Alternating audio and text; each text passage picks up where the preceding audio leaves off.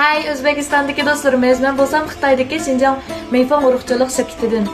Bu yil bizning yangi davimiz bo'lgan Shilloza 72 sizlarning O'zbekistonga yo'l oldi. Shilloza 72 ningki o'sib yetilish mezgili, ya'ni urug'ni solgandan tortib toki paxta bo'lgan qadar aniqki vaqt bo'lsa 120 kun atrofida bo'ladi.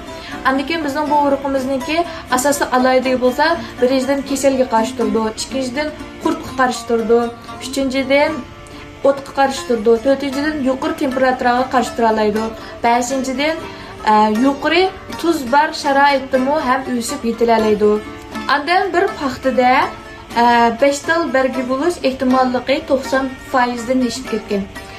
Ya'ni mushta bo'lgan chog'da sizningki yillik usulingizga yordam bo'la oladi. Andan hatto bir tal bergida 8 taldan 10 talgacha holatda paxta chigiti bo'ladi.